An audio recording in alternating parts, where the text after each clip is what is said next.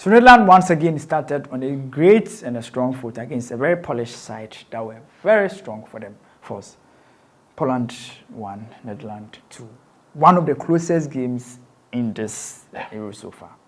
That's very true. I was very surprised with the tactical disposition of the Polish, right? Because Lewandowski did not start. Yeah. So I was asking myself, is he injured? I think so. Or a tactical variation? There's no tactical variation. Yeah, that would sit him out. Yeah, I think he's injured. So I thought the same, and I can say that because Lewandowski was not there, they chose the 3-4-2-1 system. Right, and the 3-4-2-1 system against the 4-3-3 system of the Dutch. And you see, the funny thing is that since 1967, the Dutch has never departed from the 4-3-3 system. They invented the 4-3-3 system, but the 4-3-3 attacking system. And yes, and the match against the Polish was a bit difficult for them, right? Because the Polish were able to match them boot for boot. Different tactical variations, but the dispositions were quite the same. Personality-wise, tactical-wise, technical-wise, they were the same. The only factor is the fact that the Dutch were able to use their substitutions better, and for the second time in a different tournament, Weghorst was able to come into the match in the dying embers of the game, scored a winning goal. Yeah. You remember in the World Cup against Argentina, he came and scored a 90th minute goal that took the match into extra time. Yeah. He did a magic again. And you see, that is why sometimes you don't necessarily have to be the best to be part of the team. Was in that stadium, yes, you don't have to be the best to be part of a team, because a coach can realize what you bring to the team.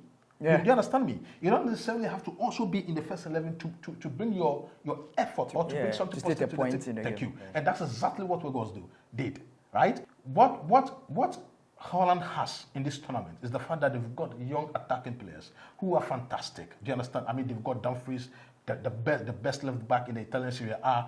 They've got Xavi Simons, who did not really have a good upbringing in terms of playing football, but when he left PSG and then went to Leipzig, he's been one of the best attacking footballers on the planet, right? And they've got a young Gakpo, and they've got an aged Depay leading the attack. They have Frimpong on the right side. So you realize that, technical-wise, they've got the players. They've got the mentality.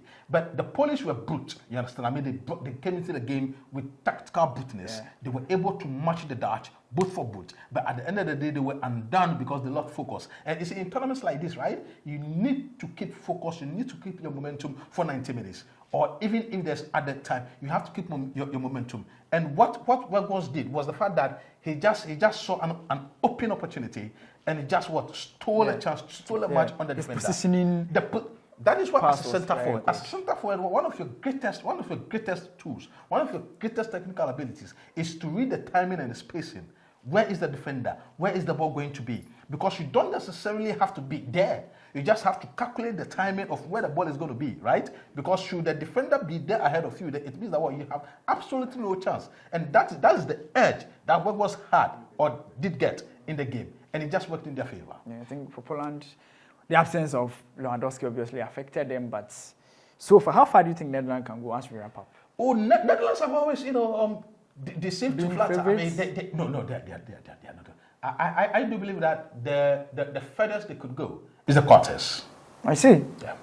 All right. So, forces the furthest Netherlands can go is perhaps the quarters. Let me know what you think in the comment section.